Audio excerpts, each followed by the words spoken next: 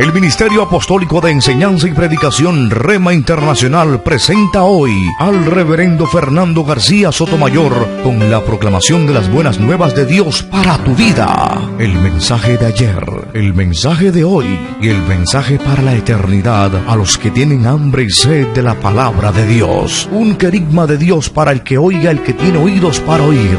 Escuche el dabar del Eterno a las naciones. Ahora es el tiempo para recibir el rema del Espíritu Santo a tu espíritu. Escuchemos con fe la memra del Señor para el alma.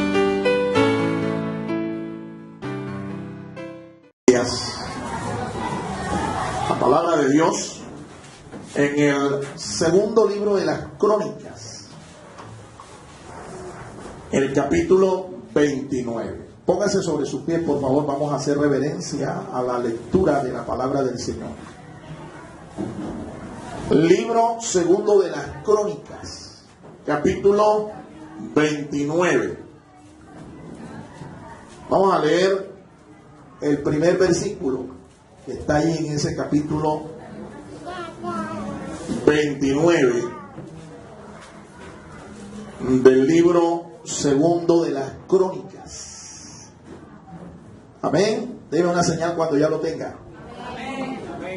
Leemos entonces, vamos a leerlo todo, en el nombre del Padre, y del Hijo, y del Espíritu Santo. Segundo libro de las Crónicas, capítulo 29, verso 1, y dice así, en el nombre del Señor. Lea, por favor.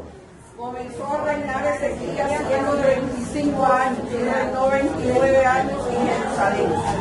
El nombre de su madre fue Abías, hija de Zacarías. Amén. Escuché solamente a una persona leyendo. Yo tengo buen oído. Vamos a leerlo todos a una voz nuevamente. 1, 2, 3. Comenzó a reinar Ezequías siendo de 25 años y reinó 29 años en Jerusalén. El nombre de su madre fue Abías, hija de Zacarías. Amén. Dios nos bendiga por medio de su santa palabra. El título que le hemos dado a esta disertación, que hoy vamos a continuar, Avivamiento de Bronce. Amén. La semana pasada estuvimos hablando acerca de quién era el hombre, Ezequías. Hoy vamos a hablar de quién es el rey, Ezequías. No se siente todavía, vamos a orar. Esperen que yo le diga, nos sentamos. ¿Ven? Pónganse de pie. Vamos a dejar la flojera a un lado. Usted va a estar ahora un buen tiempo ahí sentado. Oremos y le pedimos al Señor con sencillez, con nuestras palabras. Señor, habla nuestro corazón, abre mis sentidos espirituales. Amén. Oremos. Padre, nos dirigimos a ti en el nombre de Cristo Jesús y con total reverencia, Señor, te rogamos que tú nos bendigas por medio de tu palabra. Abre, Señor, nuestros sentidos espirituales. Danos un corazón entendido para recibir tu palabra. E implanta tu palabra como la buena semilla que cae en la buena tierra y da fruto para la gloria de tu nombre. En Cristo Jesús, el pueblo del Señor dice, amén. Puede tomar su lugar, ahora sí, hermano. Acomódese. Mira a tu hermano que tienes ahí a tu lado, míralo a la cara, míralo con seriedad, a los ojos, y dile, por favor, hermano, no me interrumpa. Voy a escuchar la palabra de Dios.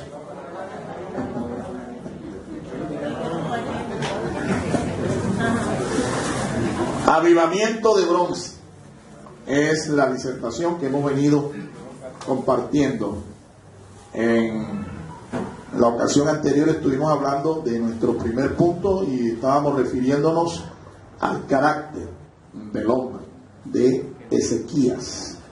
Ezequías fue un rey, como ustedes lo pueden ver ahí en el texto bíblico. Reinó en el reino del sur, en Jerusalén, la capital del reino del sur, por allá alrededor del año 700 antes de Cristo. Ese fue el tiempo en que reinó este varón de Dios. Estuvimos hablando un poco acerca del carácter de Ezequías y lo sintetizamos en esta frase: él ejecutó lo recto, lo bueno y lo verdadero. El rey Ezequías. ¿Cuántos años fue que duró su reinado según el texto bíblico nos dice? 29 años. Y él tenía 25 años cuando comenzó a reinar. Es decir, que él murió entonces, sume ahí 25 y 29. Murió joven, ¿eh? Murió joven. Reinó 29 y vivió 25, o tenía 25 cuando comenzó a reinar. Entonces, sume 54 años. Murió joven de todas maneras. Yo tengo 55, ya cumplí. Y por aquí hay hermanos que pasan ya también del 5º piso. Mire, considérese bendecido. Este hombre es un hombre de Dios. Dios le permitió vivir solamente 54 años. Y usted lleva ya más de 50. Va rumbo al 6º piso. O como dicen los muchachos, a la tercera edad. Inevitablemente vamos a la tercera edad. Ajá. Sí, señor. Pero, como decimos siempre, quien envejece en la cédula, no nosotros. A toda gloria al Señor, hermanos. Recordemos un poco acerca de lo que ya hemos dicho, acerca del carácter de este hombre. Dijimos que este hombre es un hombre sobresaliente. Reinó en un tiempo difícil. Fue uno de los 4 reyes más sobresalientes del reino del sur. De 20 reyes, este fue uno de los 4 más sobresalientes. Dios lo usó para provocar un verdadero avivamiento, un genuino avivamiento entre su pueblo. Pero lo hizo en medio del juicio. Lo primero que este hombre hizo cuando comenzó su obra, su reinado, fue destruir una serpiente de bronce. Una serpiente de bronce que el pueblo de Israel estaba adorando. Hacía muchos años estaban adorando a esa serpiente de bronce que Moisés hizo. Una vez destruyó esa serpiente, que traduce el vocablo hebreo Nehustán, una cosa de bronce, el avivamiento empezó. Eso nos enseñó un principio espiritual que es muy válido cuando queremos reconocer lo que es un genuino avivamiento. Y es que todo avivamiento que el Señor genera demanda romper con moldes, con tradiciones y con todo tipo de paradigmas, aunque esto nos haya sido de bendición por algún tiempo. Sin embargo, ya después que ha cumplido su función, uno tiene que desecharlo y tiene que entonces romper estos paradigmas, romper estos moldes, estas tradiciones y acogerse a lo nuevo de Dios. ¿Cuántos creen que Dios hace todas las cosas nuevas?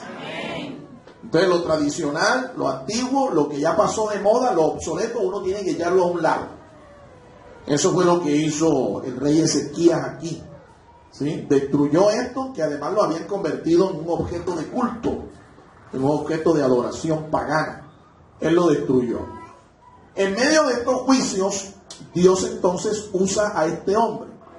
Y dijimos que en realidad, cuando Dios quiere hacer algo en medio de su pueblo, siempre se va a valer de un hombre o una mujer, con un perfil, con un carácter intachable, irreprensible. Porque Dios se glorifica es en vasos de honra. Dios se glorifica es con instrumentos limpios, instrumentos que en sus manos glorifiquen su nombre. Y este hombre tenía un carácter excepcional. En resumen, uno puede decir que este es una especie de segundo David, porque las escrituras nos dicen de él que no hubo como él otro rey semejante a su padre David. No lo hubo, ni en el futuro hubo otro como él.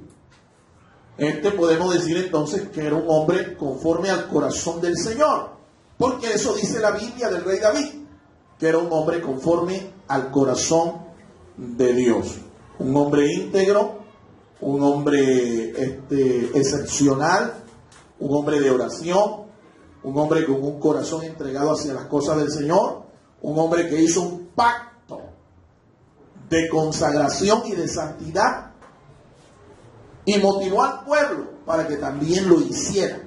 Un verdadero pacto antropológico. Cuando usted lee la palabra pacto en la Biblia, usted tiene que saber que hay diferentes clases de pactos. Hay los pactos en los que Dios toma la iniciativa y son llamados pactos teológicos. Son 8 en la Biblia mencionados. 8. Empiezan con 2 que hizo con Adán. Uno antes de la caída y uno después de la caída. Y terminan con el nuevo pacto hecho por nuestro Señor Jesucristo. 8 en total, son llamados pactos teológicos. Pero hay otro tipo de pactos, que son los pactos en los que no es Dios el que toma la iniciativa, sino el hombre. Y puede ser incluso hasta una nación, un pueblo entero. Y hace un pacto de consagración, un pacto de fidelidad, un pacto de santidad delante del Señor. Esos son llamados pactos antropológicos. Y hay un ejemplo de ello allá en Gálatas 3:15, refiriéndose al pacto que Abraham hizo con Dios. Ese es un pacto que tiene doble naturaleza. Ese es un pacto teológico y un pacto también antropológico. El único, el pacto que Dios hace con Abraham, tiene doble naturaleza. Y hay una tercera clase de pacto que la Biblia le llama el pacto sempiterno, que no es otra cosa que el pacto de la salvación. Nuestra salvación fue diseñada por Dios desde la eternidad. Dios no tuvo que correr a hacer el plan B cuando se percató que el hombre había pecado. Ya Dios sabía de antemano que el hombre iba a pecar, por eso diseñó un plan para salvar al hombre desde la eternidad. ¿Cuánto da gloria al Señor, hermanos? Ezequías fue un hombre que hizo un pacto de santidad con Dios y motivó al pueblo para que también lo hiciera. Entonces, retomamos en el segundo punto esta disertación para referirnos ahora al hombre, ¿sí? Perdón, para referirnos al rey, el rey Ezequías. Hablamos primero del hombre. Hoy vamos a hablar de su perfil como rey, el rey. Y para eso tenemos que mirar su obra civil. ¿Qué fue lo que él hizo como rey? Y la Biblia nos dice que una de sus principales obras fue la de construir un acueducto para el servicio de la ciudad de Jerusalén. Un acueducto. Ese acueducto, según los historiadores y arqueólogos que han confirmado la existencia de este acueducto, empezaba en las regiones altas, en una ciudad llamada Gijón, que estaba a cierta distancia de Jerusalén. Y desde allá, desde esta zona donde había una fuente de agua bastante grande, había un recurso hídrico allí, el rey Ezequías canalizó mediante un túnel el agua para llevarla a la ciudad de Jerusalén. Los que saben de ingeniería civil, de construcciones, de obras civiles, han dicho, una vez que se ha hecho este descubrimiento arqueológico, que fue una obra magistral, una verdadera obra de arte. Ese acueducto terminó en la ciudad de Jerusalén, en la parte occidental de la ciudad, y allí el rey construyó una gran piscina, un estanque que le puso el nombre de Siloé, el estanque de Siloé. ¿Se acuerdan ustedes que hay un relato bíblico con respecto a ese estanque en el Evangelio de Juan? El túnel también que construyó para llevar el agua, canalizarla hasta allá, hasta esa piscina, ese estanque, también recibe el nombre de túnel de Siloé. Una gran obra civil, la del rey Ezequías. Entonces, este es un hombre que pensó en su pueblo, pensó en las necesidades de la sociedad civil de su momento. Un gran gobernante que pensó en darle a su pueblo bienestar social. No solamente pensó en sus intereses. Un gran ejemplo para los estadistas y los gobernantes, los servidores civiles del día de hoy en nuestra nación, que la mayoría están involucrados en actos de corrupción, y no solamente los de aquí de Colombia, sino los de América Latina. Para nadie es un secreto el gran escándalo que provocó esta empresa brasilera sobornando funcionarios, sobornando servidores civiles con una suma enorme de millones de dólares para ganar obras civiles, ganar licitaciones, proyectos de construcción civil. La investigación arroja que ellos pagaron, esta firma Odebrecht, firma brasilera, pagó más de 3.000 millones de dólares. Está metido, hermano, una gran cantidad de funcionarios de América Latina, de Norteamérica incluso, y hasta de Europa. ¿Usted sabe lo que es pagar en sobornos más de 3.000 millones de dólares? Eso es algo asombroso. Bueno, hay ya resultados de estas investigaciones contra estos funcionarios y hay un expresidente de Perú con su esposa que está preso. ¿Ven? Están presos. Hay uno de Brasil, expresidente también, que está investigado y ya está sentenciado y está preso. Y la opinión pública en América Latina está esperando qué hacen los fiscales de aquí de Colombia, porque ya hay dos, incluyendo a nuestro flamante presidente, que también está involucrado en estos escándalos. Pero los fiscales de nuestra nación están callados. Pero ya se descubrió que un candidato y el propio presidente, un candidato de las elecciones pasadas, estaba involucrado. Mire, esta gente está involucrada en escándalos de corrupción, producto de su avaricia. Han sido extorsionados porque pensaron más en sus intereses personales, en enriquecerse ellos y no en satisfacer las necesidades del pueblo. Ezequías no pensó así. Ezequías construyó esta obra civil, que fue una obra magistral. Seguramente le costó mucha plata. Dicen que empezó a construir es un túnel desde allá, de esta ciudad alta de Gijón, y colocó otra cuadrilla desde Jerusalén, y empezaron a cavar y empezaron a cavar hasta que después de un tiempo se encontraron las dos cuadrillas, la que venía de Jerusalén y la que venía de Gijón. Algo realmente magistral para su tiempo, el tiempo en que se construyó. ¿Cuántos dan gloria al Señor, hermanos? Él constituyó un ministerio poderoso de escribas en su reino. El escriba era el escribiente, era como, por así decir, hoy en día el notario de hoy. Pero este notario no solamente escribía la obra, los registros de la vida civil de un personaje, sino que a veces estos escribas se dedicaban también a copiar las escrituras, llevarlas de un manuscrito a otro, cuando las escrituras se envejecían, se dañaban, y para preservarlas entonces era necesario pasar las escrituras sagradas, pasarlas a un manuscrito diferente. El oficio de escriba era un oficio muy reconocido y era ejercido por gente culta, gente preparada. Los escritores sagrados como Pablo, Pedro, Juan, los profetas, tuvieron escribientes, tuvieron escribas de cabecera.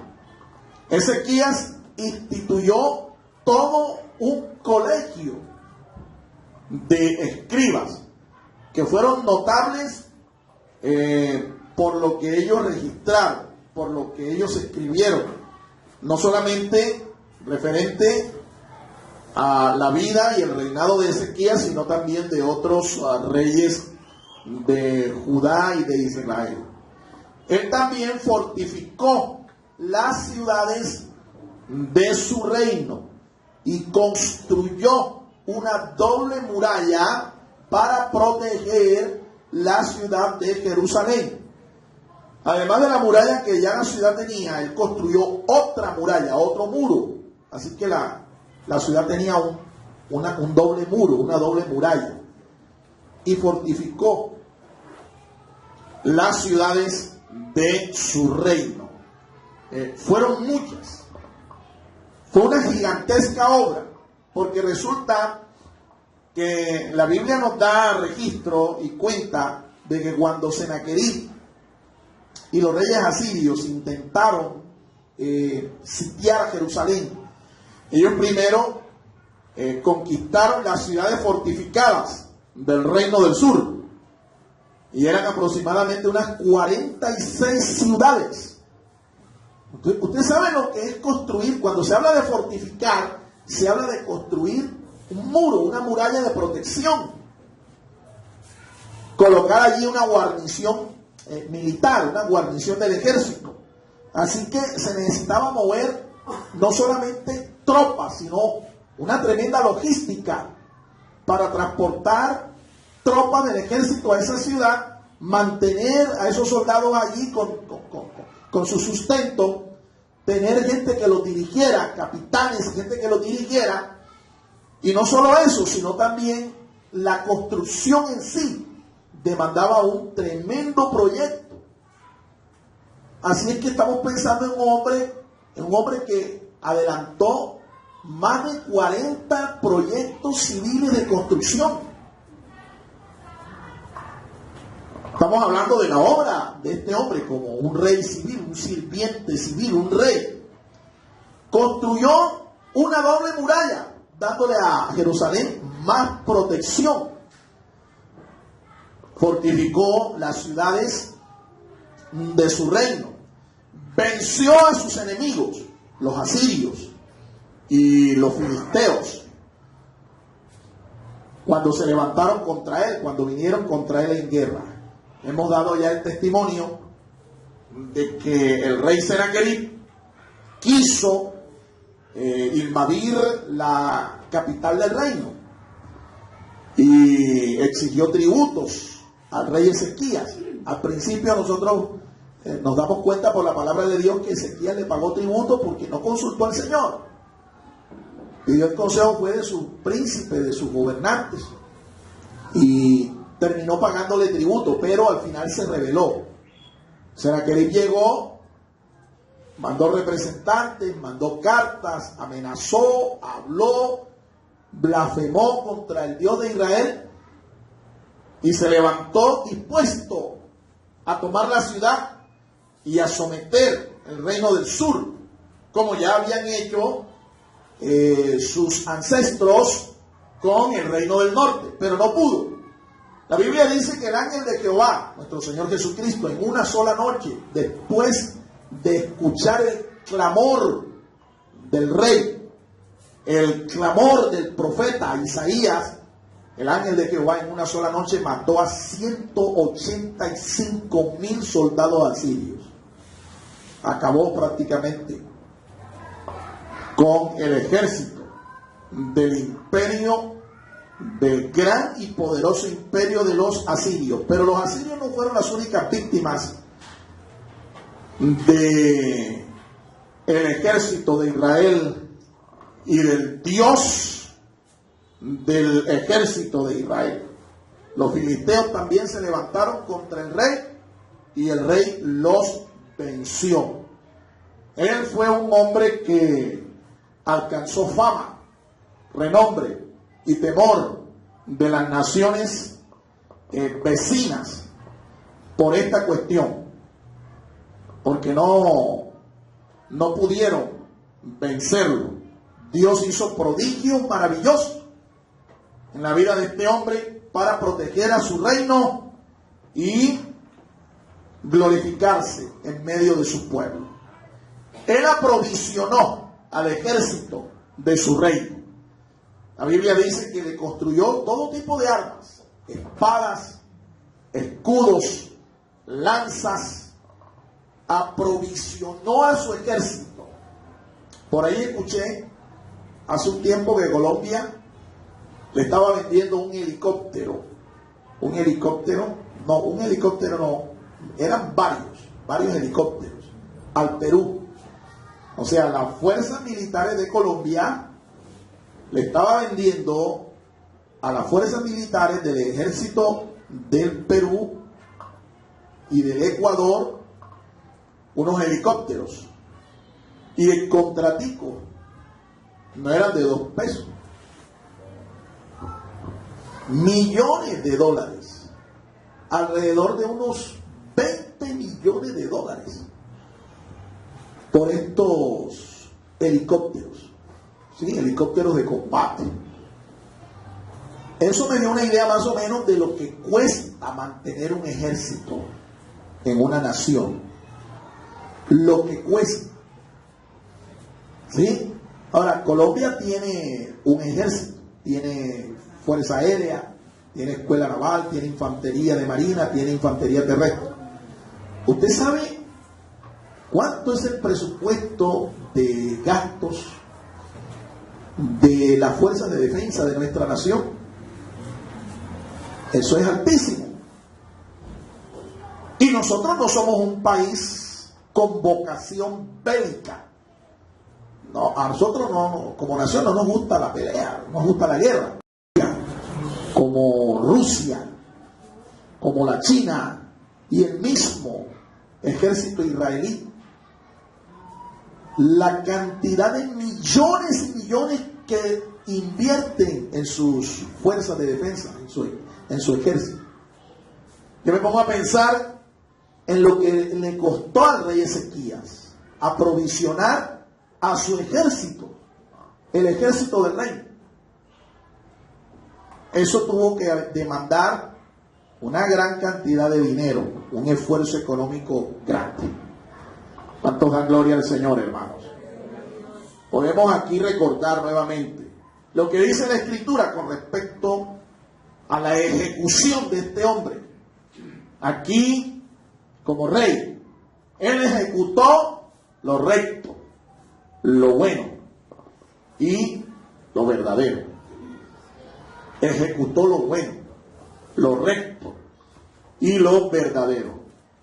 Como rey, posiblemente le hubieran dado en este tiempo un genuino premio Nobel por su gestión. Como rey, correcto. Por eso dije genuino, porque es que los que dan hoy no son genuinos.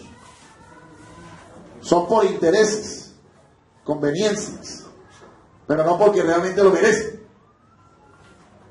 Como rey, le hubieran dado, como gobernante ejecutivo, le hubieran dado un genuino premio como mejor rey, mejor alcalde. Lastimosamente, aquí en Barranquilla, según tenemos al mejor alcalde, pero cuando uno ve sus ejecuciones, yo no sé por qué razón se lo habrán dado. Debe ser que es el mejor de los peores que hay en Colombia.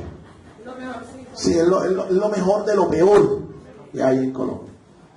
O sea, lo menos peor. Entiendo que el de aquí ya están investigándolo. Y no tiene todavía, lo que tiene es 1 año y pico de haber sido elegido. Y ya lo están investigando. Ahí está. No estamos aquí difamando a nadie. Quiero que me entiendan bien.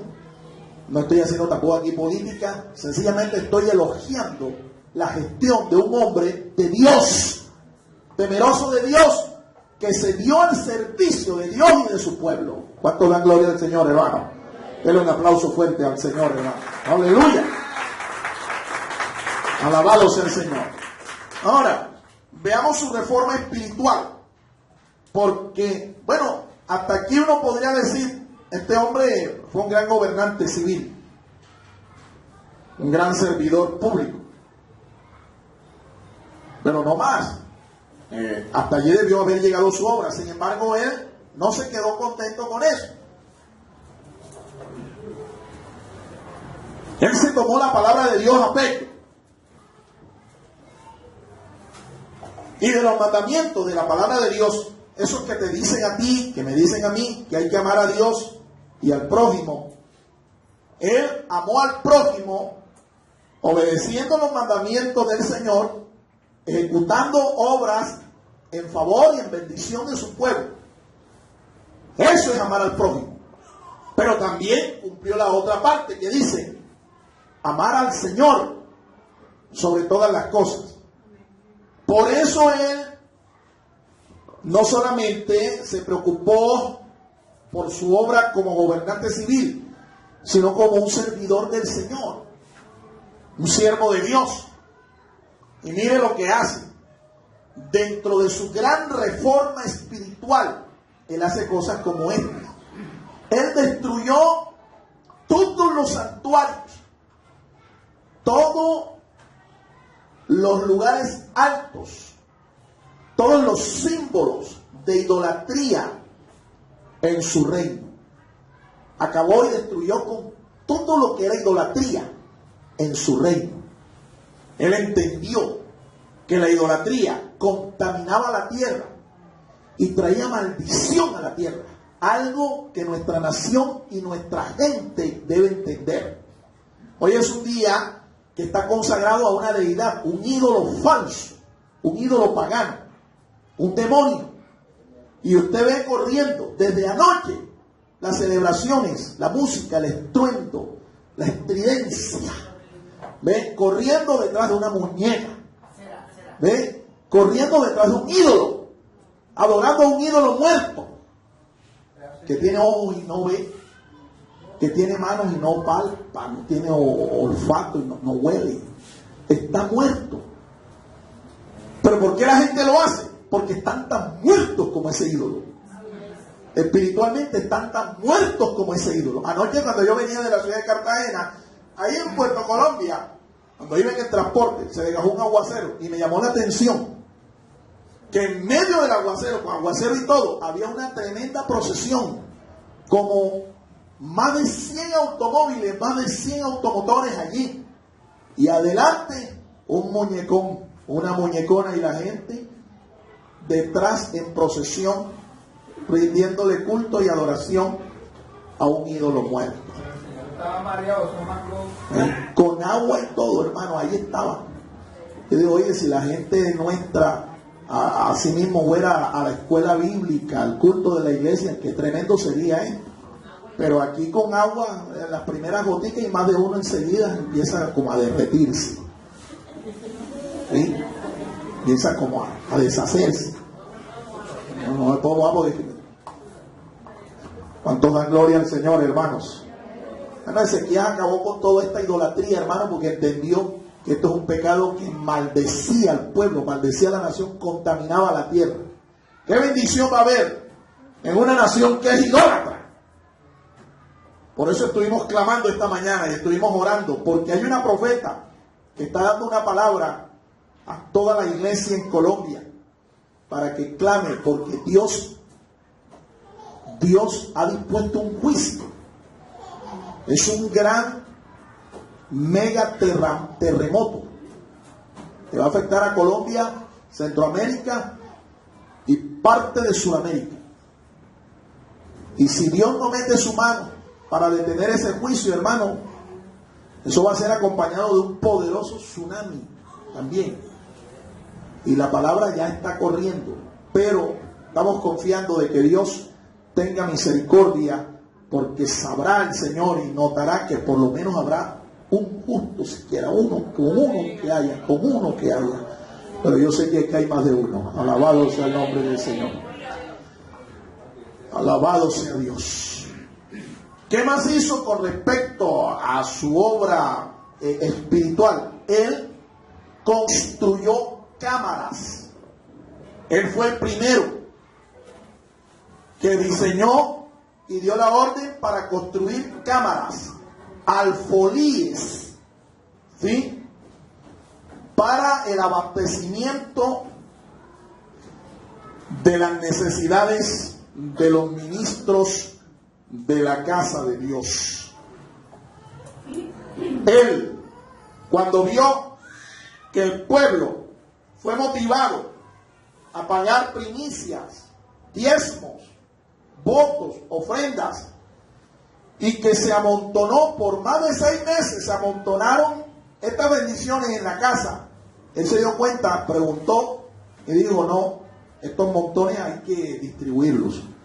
Y mandó a construir los alfolíes, las cámaras, y hubo alimento en abundancia en la casa de Dios. Esto fue una tremenda bendición para los ministros del Señor, porque ellos habían dejado el ministerio y habían tenido que ir a sus ciudades a dedicarse a la siembra de sus tierras, porque el rey Acaz, el papá de Ezequías, había cerrado la casa de Dios y el ministerio había cesado, había entrado en crisis. Entonces, aquí vemos algo que es interesante.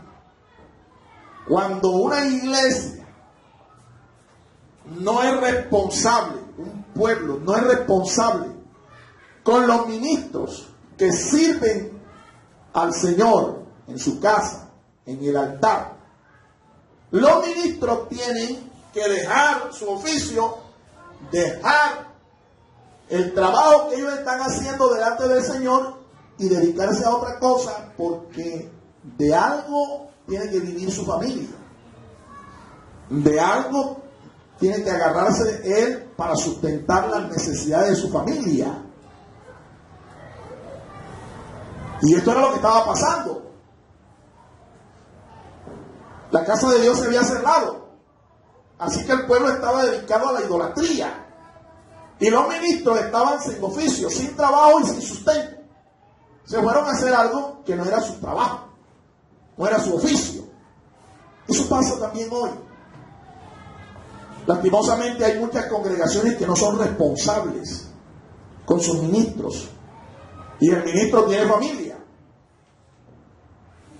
El ministro tiene que sostener su casa, entonces tiene que dedicarse a otras cosas que no son el ministerio. Entonces tú lo ves por allí trabajando en almacenes, vendiendo electrodomésticos, o vendiendo por allí empanadas, vendiendo fritos, vendiendo pollo, ¿ven? O como taxista, dedicado a otro oficio que no es el oficio para el cual Dios lo llamó, porque hay un pueblo que no es responsable con las necesidades de los siervos de Dios. Pero cuando una iglesia, un pueblo es responsable, ocurre lo que dice el profeta Ezequiel, allá donde leímos en el capítulo 44, verso 30. La bendición de Dios no solamente sobreabunda en la casa de Dios, como en este caso, en los días del rey Ezequías, que hubo que construir cámaras alrededor del templo, porque los montones eran muy grandes. Y no solo eso, sino que no falta tampoco la bendición de Dios en tu casa. Alabado sea el nombre del Señor. Yo creo esa palabra, firmemente creo en esa palabra. Y el día que yo le dije al Señor: yo te voy a servir, el Señor me persiguió por más de 3 años. Yo no quería dedicarme al ministerio, me costaba tener que renunciar a mi profesión y dedicarme de tiempo completo al ministerio, vivir por fe y para la fe. Me costaba, hasta que un día pues el Señor me cerró todas las puertas y Dios me dijo: yo quiero todo de ti o nada, todo o nada. Yo tenía en mente ir a trabajar en lo secular y servir a Dios en la obra, en el ministerio, pero Dios me dijo: no, así no es. Pero entendí, tengo que enseñarle al pueblo sus responsabilidades, cuáles son. El que cree en mi ministerio, que cree en mi llamado, ese pagará diezmos. El que no, no. Y para mí es una premisa demasiado clara, muy importante. Cuando hay un pueblo que paga diezmos, ofrendas, es responsable con su compromiso con la causa de Dios, es porque ese pueblo cree en el llamado de su pastor, de su ministro. Yo me considero pastor solo de aquellos que son fieles a Dios con su responsabilidad financiera. De los demás no. Entienda eso claro. Si usted no está pagando sus diezmos, sus ofrendas, si usted no está pagando sus primicias, sus votos al Señor, yo no soy su pastor. No me considere a mí tampoco su pastor. No lo soy. Yo reconozco que una persona realmente, sabe que fulano Perencejo es su pastor cuando le paga diezmos, como lo hizo Abraham con el sacerdote Melquisedec. ¿Qué hizo? Le pagó los diezmos. Le pagó los diezmos. ¿Usted cree que yo soy su pastor? Bueno, aterrice y convénzase. Usted es una oveja, un discípulo de este servidor cuando usted paga sus diezmos. Cuando usted no lo hace, usted no está reconociendo que yo tengo ascendencia espiritual sobre usted. Y por eso no paga diezmos. Usted no está contribuyendo con la causa del Señor, con la obra de Dios. No es fiel con su responsabilidad. Y por personas como usted que no paga diezmos, me estoy refiriendo a los que no pagan diezmos. Los que son fieles digan gloria a Dios. Esa peñón no es para mí. Me estoy refiriendo a los que son infieles. Este tipo de personas están atentando contra el ministerio, contra la iglesia, contra la causa del Señor. Por eso Ezequías puso orden aquí. Ezequías dijo, no señor, venga. Construye los alfolíes, las cámaras, y los ministros son restablecidos en sus labores. Porque había papita, mi hermano, había sustento. La bendición de Dios estaba en la casa del Señor. Y Dios no se quedó corto. Dios no cerró su mano, sino que con la misma generosidad con la que el pueblo bendijo la casa de Dios, Dios también los bendijo a ellos. Porque la Biblia dice que la prosperidad alcanzó no solo la vida del rey Ezequías, sino la de todo el pueblo de Dios. Fueron prosperados, fueron bendecidos. A su nombre, a su nombre. Ahora mira al hermano que tiene al lado y dice, esto yo creo que es contigo, hermano. Es contigo. A su nombre. Él restituyó el sacerdocio de la casa de Dios. Lo uno fue consecuencia de lo otro. Y todo su ministerio de enseñanza, de adoración y de culto. En la casa de Dios regresó la adoración, regresaron los sacrificios, regresó el culto, regresó la adoración. ¿Pero por qué, mi hermano? Porque el pueblo fue fiel con sus responsabilidades con la casa de Dios. Y entonces hubo bendición, y entonces hubo adoración, y entonces hubo enseñanza, y hubo palabra, y hubo hombres y mujeres que volvieron a su oficio, a su sacerdocio. Y yo creo que en esa medida es proporcional que se levanten en una congregación nuevos ministros, nuevos ministerios. De pronto usted no va a tener la oportunidad de servir a Dios en un ministerio de tiempo completo, pero hay otros que sí. ¿Cómo los apoyamos a ellos? ¿Cómo los respaldamos? Cuando el pueblo entiende cuál es su responsabilidad, cuando el pueblo es fiel, entonces hay finanzas, hay recursos hay motivación para que haya gente que quiera servir a Dios. Porque el ministro, cuando es llamado por Dios, viene con la promesa de que Dios no solamente le va a dar visión, sino que también le va a dar provisión. Pero si encuentra un pueblo que no cree, que no paga sus diezmos, ¿cómo él va a tener motivación para servir a Dios? Si lo que va es a pasar más hambre, mi amado hermano, que un piojo en una peluca. ¿Cuándo?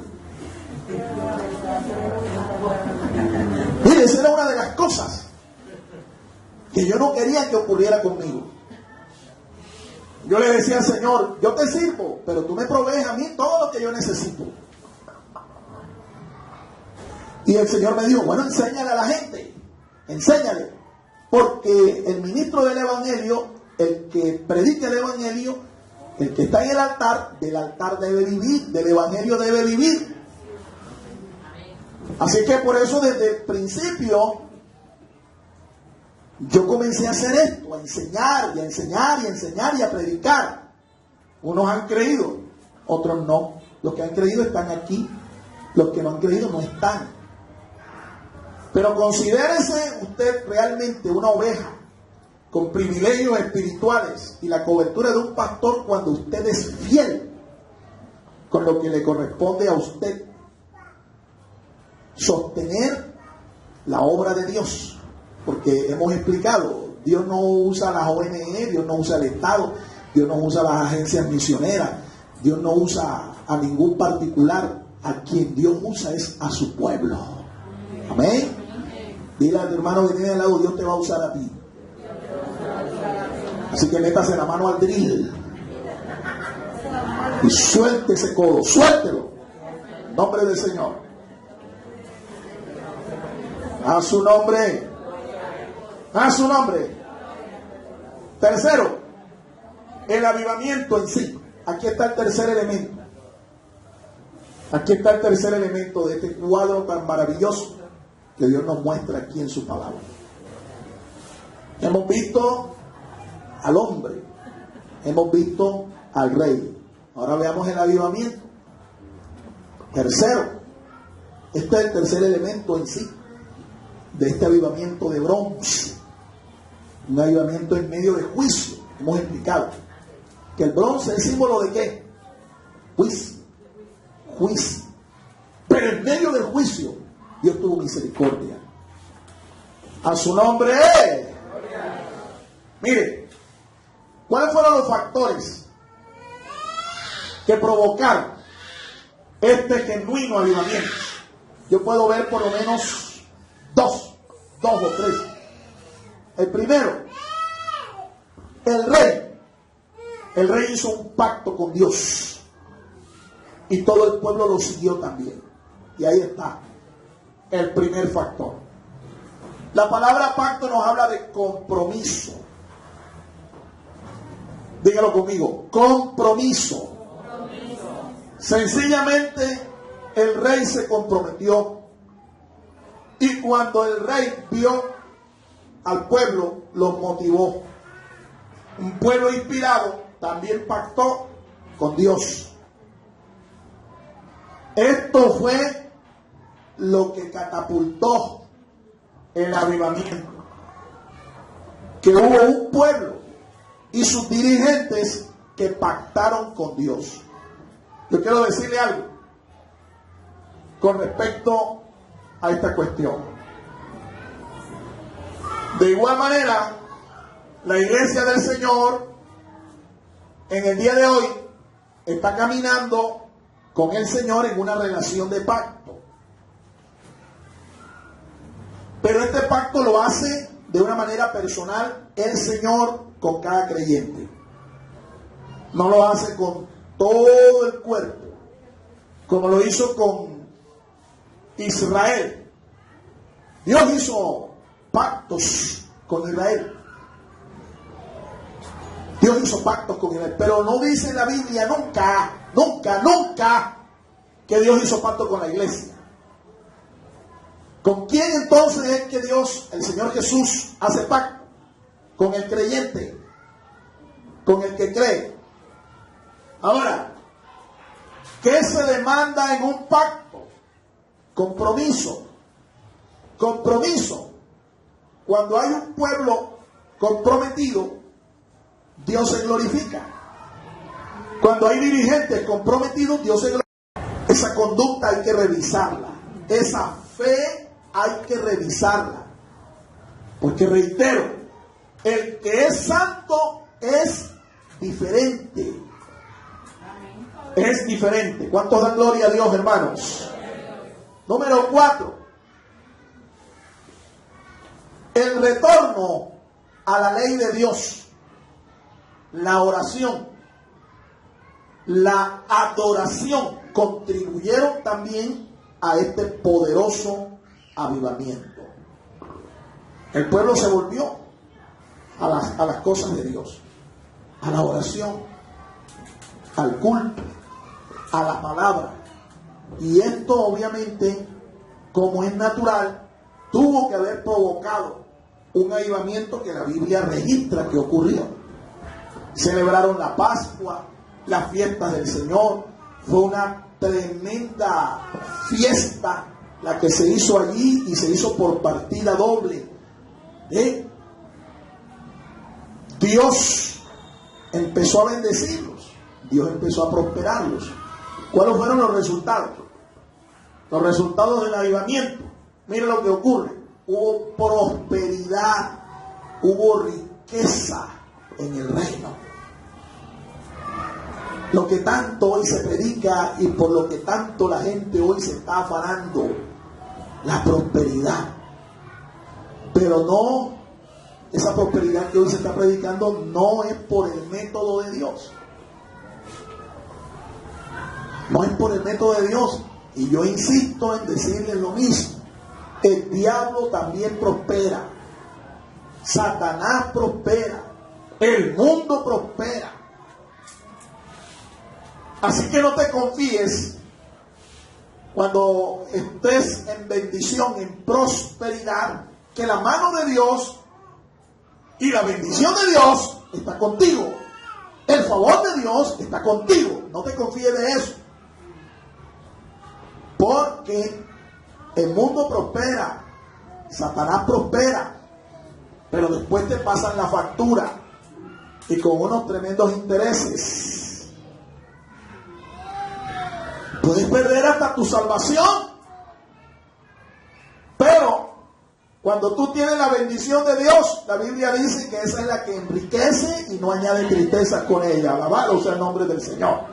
Yo creo en la prosperidad, pero en la prosperidad por el método de Dios.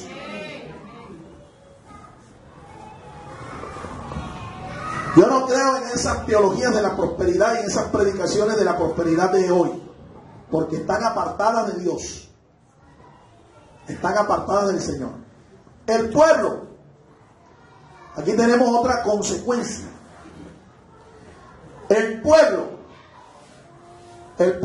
restauró su relación con Dios. Entró en comunión con Dios. Sacrificaron al Señor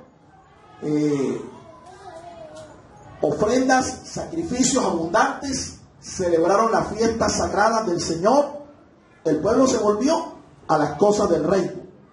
¿Sí? El reino se ensancha en estos días debido a las conquistas del rey y el ejército del rey. Se ensanchó. El territorio se ensanchó. Las estacas se ensancharon. Y estamos llamados a eso. Recuerda la oración de Jabes. Jabes oró a Dios. Y Jabes le dijo: oh Señor, si tú me bendijeras. Invocó el nombre del Señor. Nombre de oración. Invocó el nombre del Señor. Y dijo: si tú me bendijeras. Pidió bendición. Pero pidió también que el Señor ensanchara su territorio. Ensanchara sus estacas. Que lo hiciera el más ilustre, el más espiritual de sus hermanos. Y que la mano de Dios estuviera sobre él para guardarlo de toda especie de mal. Y Dios escuchó la oración de Jabes. Mi amado hermano, Dios también escuchó la oración de Ezequías y de su pueblo en este tiempo. Y Dios los ensanchó.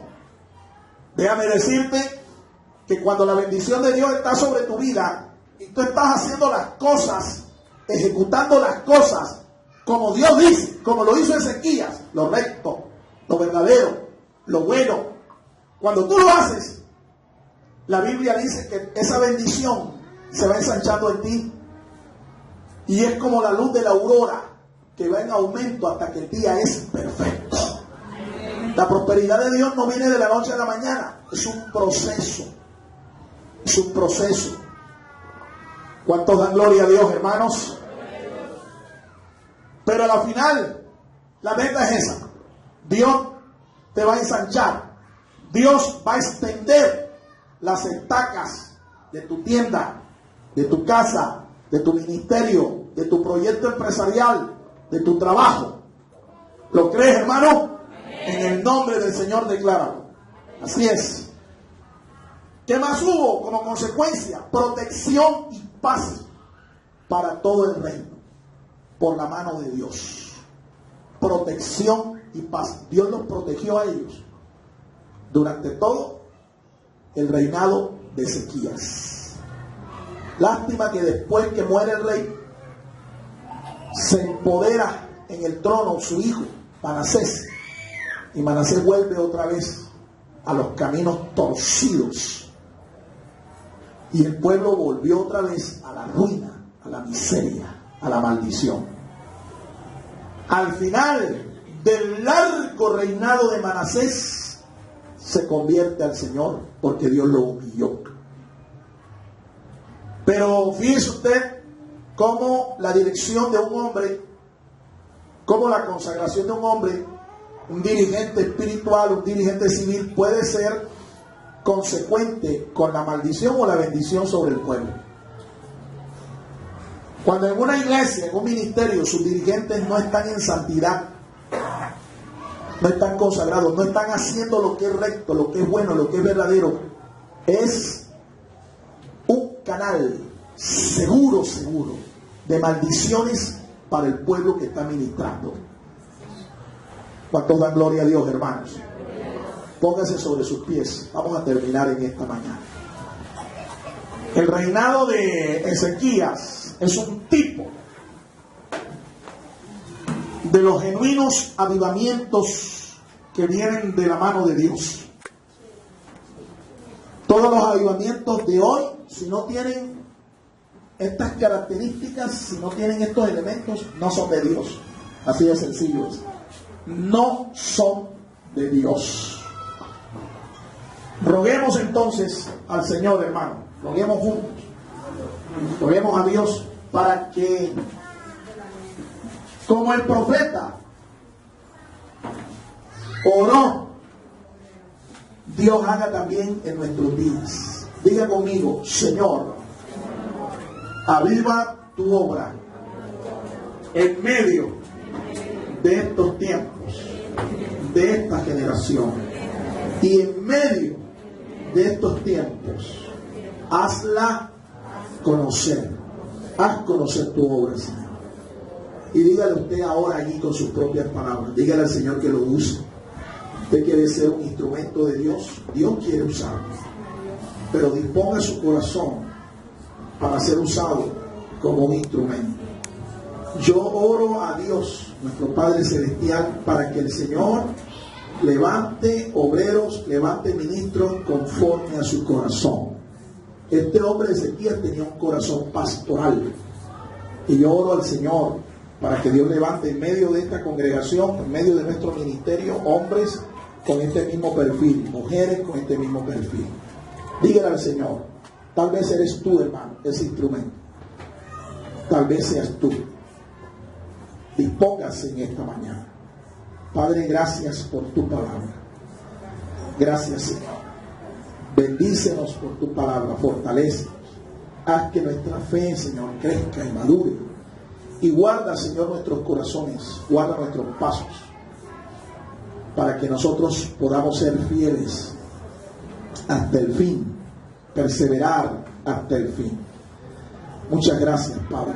Te ruego que tu palabra no vuelva vacía, sino que ella produzca el fruto que tú esperas. En el nombre de Cristo Jesús. Amén. Amén y amén. Dios los siga bendiciendo, mis amados hermanos. El Ministerio Apostólico Rema Internacional pone a disposición esta predicación. Ofrecemos ministración a simposios, seminarios, campañas evangelísticas, educación globalizada sana y de carácter interdenominacional. Escríbanos a ministerioremainternacional@gmail.com o llámenos al celular 316-270-7181.